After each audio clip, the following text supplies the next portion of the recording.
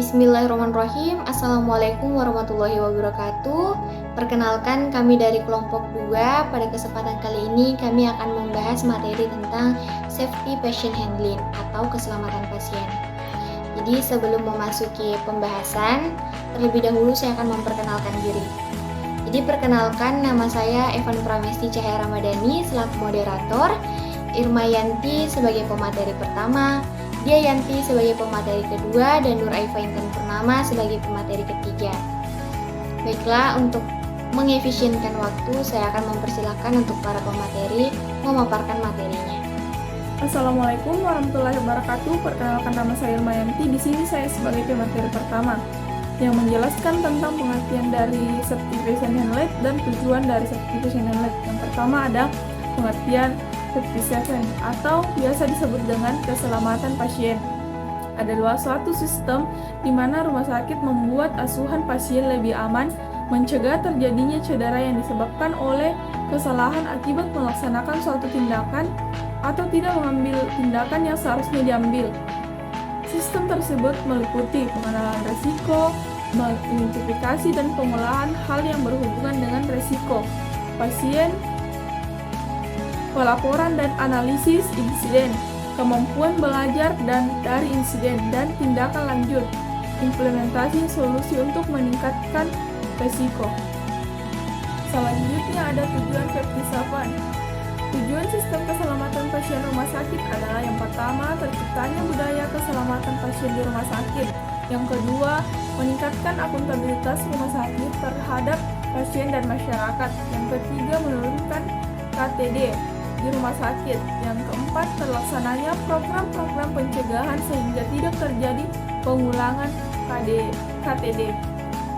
Sedangkan tujuan dari keselamatan pasien secara internasional itu ada beberapa. Yang pertama itu ada identification concrete atau mengidentifikasi pasien secara benar. Yang kedua ada improve effective communication, meningkatkan komunikasi yang benar. Yang ketiga ada improve the safety holistic medication, meningkatkan keamanan dari pengobatan risiko tinggi. Yang selanjutnya ada eliminate worst patient what producer siksa, yaitu mengeliminasi kesalahan penempatan, kesalahan pengenalan pasien, dan kesalahan prosedur operasi. Yang selanjutnya ada reduce the risk of care associated atau infection.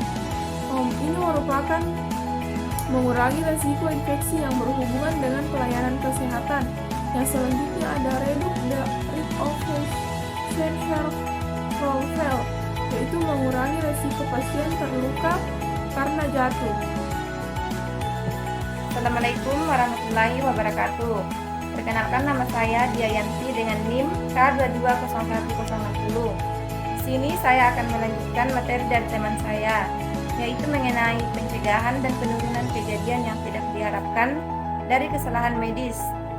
Komite Keselamatan Pasien Rumah Sakit atau KKPRS mendorong rumah sakit di Indonesia untuk menerapkan 9 solusi life-saving keselamatan pasien rumah sakit atau 9 solusi langsung atau bertahap sesuai dengan kemampuan dan kondisi rumah sakit masing-masing. Yang pertama, perhatikan nama obat, rupa dan ucapan mirip atau look alike, sound alike, medication name. Yang kedua, pastikan identifikasi pasien. Yang ketiga, komunikasi secara benar saat serah terima atau pengoperan pasien. Yang keempat, pastikan tindakan yang benar pada sisi tubuh yang benar. Yang kelima, kendalikan cairan elektrolit paket atau concentrated. Yang keenam, pastikan akurasi pemberian obat pada pengalihan pelayanan. Yang ketujuh, hindari salah kateter dan salah sambung selang atau tube. Yang kedelapan, gunakan alat injeksi sekali pakai. Yang kesembilan, tingkatkan kebersihan tangan atau hand hygiene untuk pencegahan infeksi nosokomial. Pelaksanaan program-program pencegahan untuk peningkatan mutu pelayanan terhadap pasien safety perlu dibuat suatu standar pasien safety, menghindari terjadinya kesalahan-kesalahan dalam memberikan tindakan keperawatan, penanganan pasien, sidang dan cedera dan kesalahan dalam memberi obat, serta dapat mendeteksi segera akan terjadinya kesalahan-kesalahan yang mengakibatkan terjadinya malpraktek. 7 langkah menuju keselamatan pasien rumah sakit. Yang pertama, bangun kesadaran akan nilai keselamatan pasien. Yang kedua, pimpin dan dukung staf. Yang ketiga, integrasikan aktivitas pengelolaan risiko. Yang keempat, kembangkan sistem pelaporan. Yang ketujuh, libatkan dan berkomunikasi dengan pasien. Yang keenam, belajar dan berbagai pengalaman tentang keselamatan pasien. Yang ketujuh, cegah cedera melalui implementasi sistem keselamatan pasien. Baik, perkenalkan, nama saya Nur Ayu Intan Purnama. Di sini saya akan membawakan materi terakhir, yaitu tentang aspek hukum terhadap patient safety.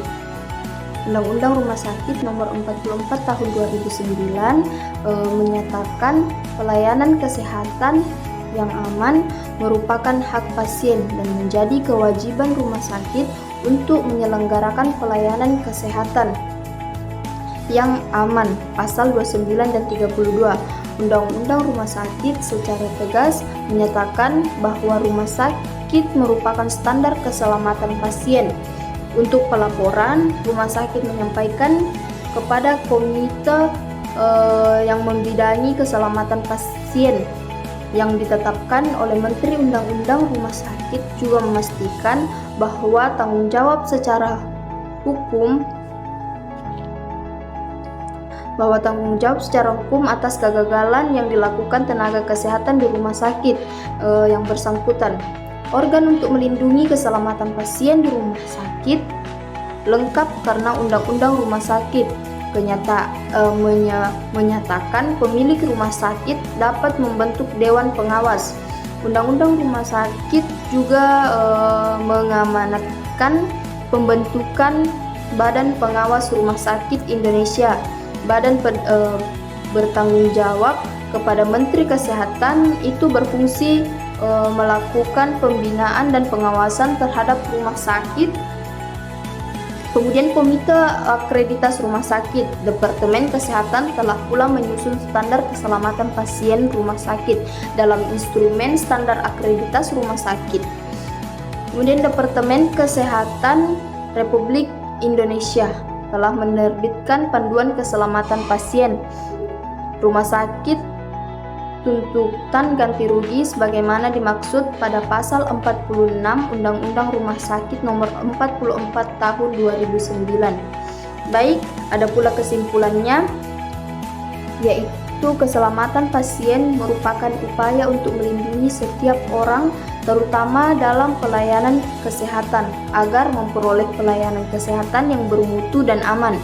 Indonesia salah satu negara yang menerapkan keselamatan pasien sejak tahun 2005 dengan didirikannya Komite Keselamatan Pasien Rumah Sakit atau KKPRS oleh Persatuan Rumah Sakit Seluruh Indonesia atau PERSI. Dalam perkembangannya, Komite Akreditas Rumah Sakit atau KARS Departemen Kesehatan menyusun standar keselamatan pasien rumah sakit dalam instrumen standar akreditas rumah sakit. Peraturan perundang-undangan memberikan jaminan kepastian perlindungan hukum terhadap semua komponen yang terlibat dalam keselamatan pasien, yaitu pasien itu sendiri, sumber daya manusia dan rumah sakit dan masyarakat. Ketentuan mengenal keselamatan pasien dalam peraturan perundang-undangan memberikan kejelasan atas tanggung jawab hukum bagi semua komponen tersebut. Baik, sekian paparan materi dari saya kembalikan ke moderator. Itulah tadi pemaparan materi yang dapat kami sampaikan. Kurang dan lebihnya mohon dimaafkan. Saya akhiri dengan ucapan wabillahi taufiq wal hidayah. Wassalamualaikum warahmatullahi wabarakatuh.